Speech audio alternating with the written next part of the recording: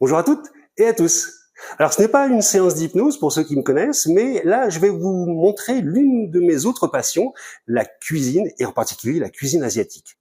Je vais préparer devant vous ce que l'on appelle un onigiri azu, qui est en fait un sandwich japonais, une sorte de maki japonais sandwich que l'on trouve souvent dans les bento. Cette recette que je vais vous montrer, c'est la recette de la maman de Louis San. Alors je ne sais pas si vous connaissez. Louis San nous montre dans sa chaîne YouTube, dans l'une de ses vidéos, comment sa maman effectivement confectionne et réalise ce plat. Vous allez voir, c'est très facile et c'est super bon.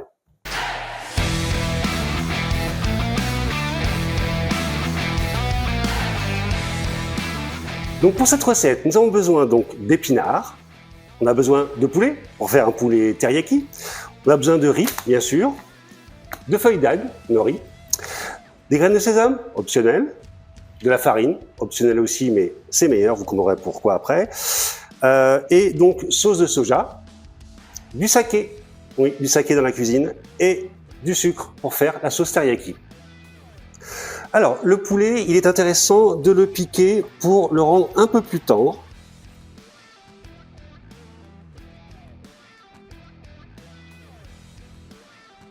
Il était intéressant de mettre de la farine, parce que cette farine va permettre au poulet de ne pas être saisi tout de suite, mais faire en sorte que le poulet puisse rester moelleux.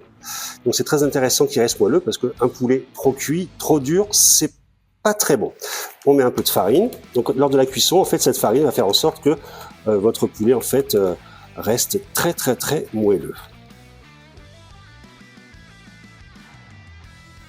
Alors, on va saisir le poulet, mais il ne faut pas que la poêle soit trop chaude parce que sinon le poulet va être trop dur. Il va faire comme ça, là, il va se raidir. Donc on met le poulet, hop, voilà. Même si ça crépite pas, encore une fois, c'est normal. Il ne faut pas que votre poulet soit sur une plaque trop chaude.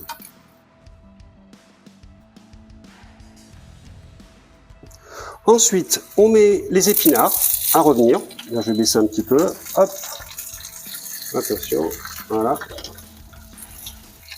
Alors n'hésitez pas à en mettre beaucoup parce que après ça réduit beaucoup les épinards. Hein.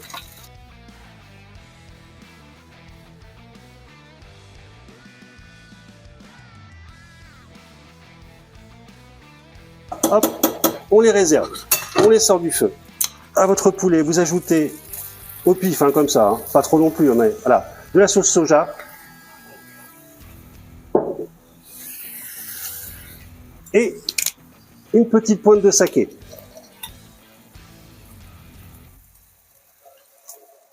Voilà.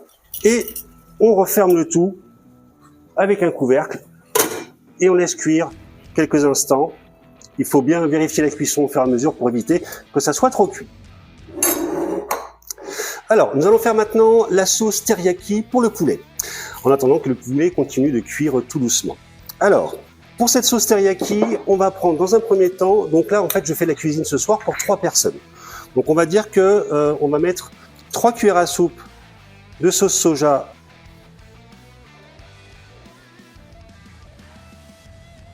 Donc ensuite on va mettre encore du saké. Et enfin, pour le teriyaki bien sûr, indispensable, du sucre.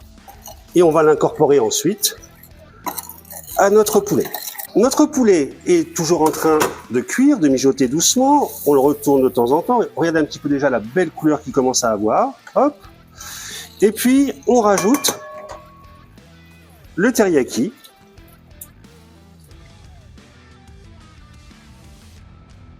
Et on recouvre.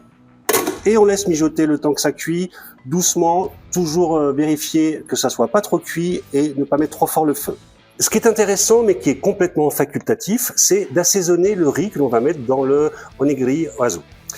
On met du vinaigre de riz, comme ceci,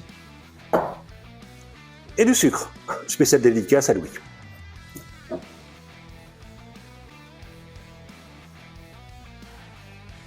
Ensuite, vous incorporez votre vinaigre de riz sucré dans le riz. Très bien, donc la suite de cette recette, c'est effectivement de monter le onigiri azu. Vous allez voir, c'est pas évident, j'espère que je vais réussir devant vous. Alors, pour commencer, vous prenez votre riz et vous le mettez au centre Alors, très important, ce que j'ai oublié de vous dire, c'est qu'en fait, sous la feuille de nori, vous mettez un film plastique. Vous allez voir ensuite, c'est pour pouvoir refermer correctement et conserver ensuite votre onigiri azu dans le frigo.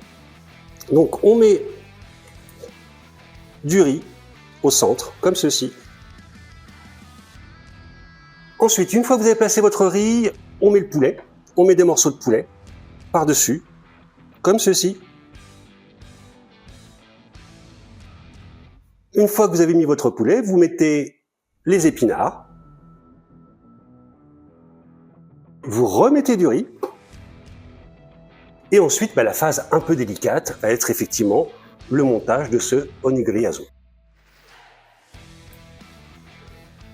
Pour ce faire, ce que l'on fait, c'est que d'abord, on rabat les coins, comme ceci.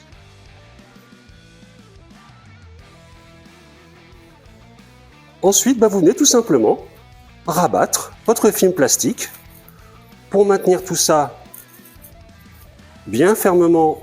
Et voilà votre onigiri azu qui va passer au frigo.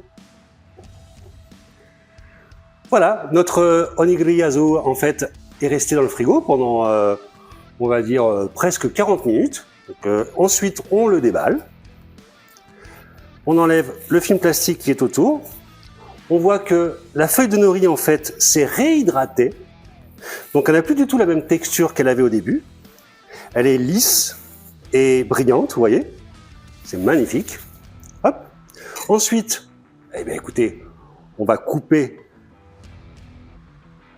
notre sandwich. Regardez-moi ça. Pas beau? Alors, ce que l'on a oublié, c'est le sésame. Alors, ce qu'on peut faire, c'est mettre un petit peu, histoire de décorer. Voilà. Bon, j'en fous partout, mais c'est pas grave.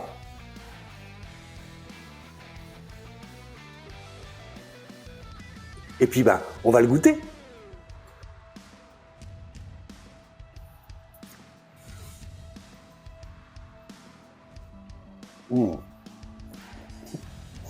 C'est dégueulasse.